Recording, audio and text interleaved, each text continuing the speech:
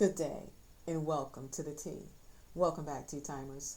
I am fresh off the press. I wanted to give you the most updated report that just came across my feed, and it is an extension of the last news segment, but this one is focused on the promise, okay? Specific to the promise.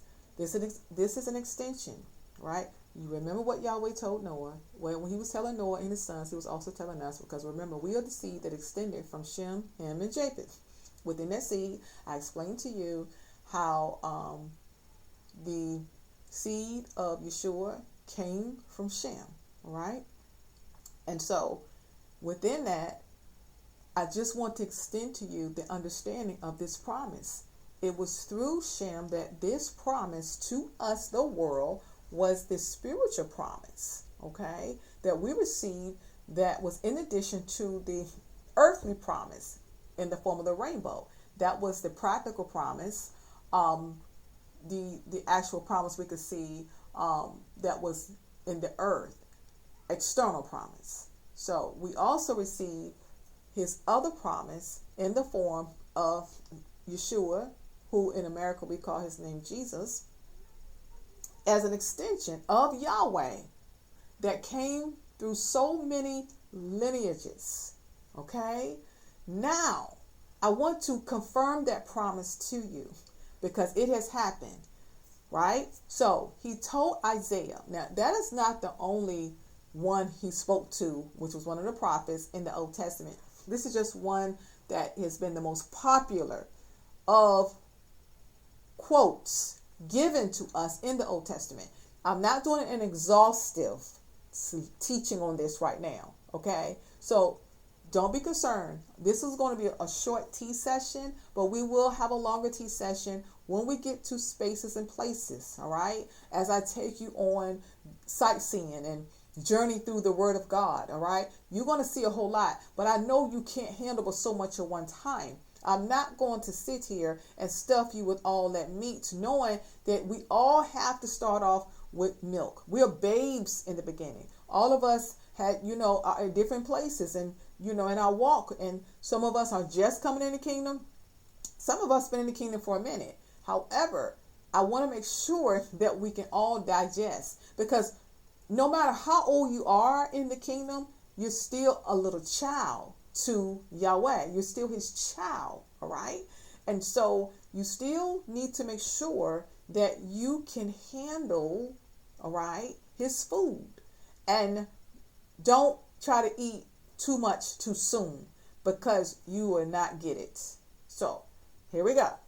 Isaiah chapter 7 verse 14 says, there was something happen, all right, before this, but I don't want you to focus on that because it really doesn't seem to fit where it's located, this promise. However, it was an extension of a promise, and it came out because one of the kings, had frustrated Yahweh, and Yahweh was, asking him, question, kind of like, challenging him.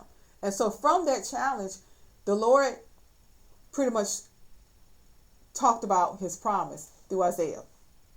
So this was a prophetic promise. He said, all right then, the Lord himself will give you the sign. Look, the virgin will conceive a child. She will give birth to a son and will call him Emmanuel, which means God with us. So Jesus was not named, or Yeshua was not named Emmanuel, but that was like one of his names, okay, that means God with us. So, I'm sorry. Yes, that's one of his names.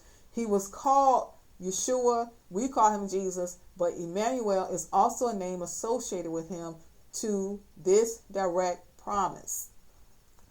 Where am I going? Where this come from? I tell you, this came out of the birthing of the promise of the rainbow. The Lord did not stop there as far as promises. When he gave Noah and us that sign that he wasn't going to let a flood come and wipe everybody out, he also let us know he wasn't going to let everybody be wiped out because of the sin nature. And that promise was through his son, Yeshua, Jesus, also called Emmanuel. Okay? So, did it come to pass? Well, you can either, just hang in there with me through this journey, and I'll tell you. At some point you will see whether it came to pass or not. Okay. But however, since you're here in this dimension, well, obviously it came to pass. So let me tell you when it came to pass, because you got to remember, during the time of Isaiah, it was spoken. It had not happened. All right. We weren't there during that time. We were born much later in a different season. So in the season of Isaiah, he can only imagine what was going to come and how that was going to look. But he didn't see it. Let's be clear. He didn't see it.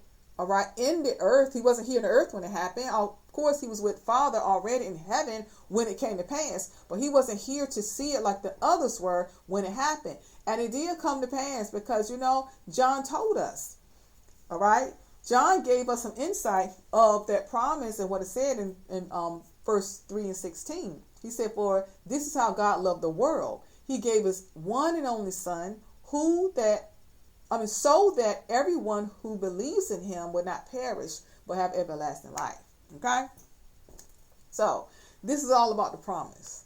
Okay? I could not leave you all like that. I could not leave you all in that space thinking that the rainbow was the only promise that Yahweh gave, okay, to his people. I couldn't do that to you. Now, you want to know something? It's really much the promises goes back to the book of Genesis when Adam and Eve messed up, and how the Lord told the serpent how his seed was going to be in conflict with the seed of the woman, which is Yeshua. So all of this stuff that we're going through, that we're seeing now, that happened before we came here, this is all still goes back to Genesis. I told you all, as you walk through this journey, you will see how every single chapter since Genesis has a reflection tied back to Genesis book 1, Genesis, the whole chapter, the whole book in itself, because that's not Genesis chapter 1. That happened in Genesis 3. I believe it happened in Genesis 3. So, right offhand, I want you to know that this is why you have to take your time and sip this tea. It's a lot. It's a lot of tea, and it's very concentrated, extremely concentrated. All right. So you're going to get through it. I'm glad that you are on board. And as we continue to go down these roads, because some of these roads are very rocky, as you saw earlier with Cain and Abel. That was a rough patch right there. That was a very rough patch in the road. So the terrain sometimes is going to be a little, maybe a little challenging. However, as long as you got your tea and you sipping it, that will help you, get through those rough patches in the road. Okay. So I hope that you enjoyed yourself and for this tea session, and look forward to the next one. And until the next time you sit with me, don't forget to stay planted while enjoying your tea.